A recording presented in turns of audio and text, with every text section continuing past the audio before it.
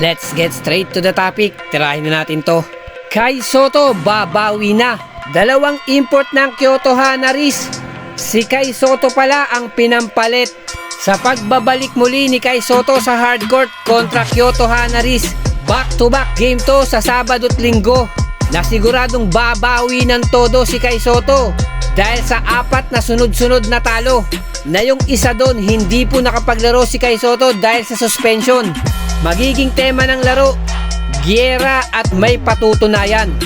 Giyera dahil mabibigat na namang import ang makakabangga ni Kai Sotto. Mga veterano na to ng bilig ng Japan, palipat-lipat na lang ng koponan. Pero sa pagre-research ko, ito palang dalawang import ng Kyoto Hanaris na si Charles Jackson at Edward Morris ay kapwa import na pinalitan ni Kai Sotto sa koponan ng Hiroshima Dragonflies at Yokohama B. Corsairs.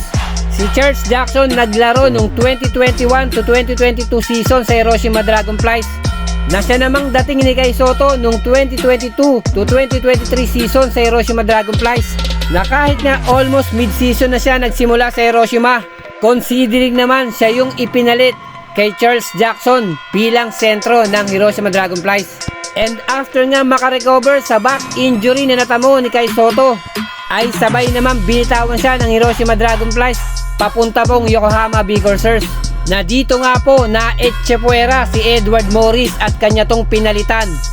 Nakasalukuyan nga pong tumatakbo na yung 2023 to 2024 season ng bilig ng Japan noon na for sure may papatunayan dito yung dalawang import na ito kay Kai Sotto. At sa kabilang banda, ganun rin po ang gagawin ni Kai Sotto.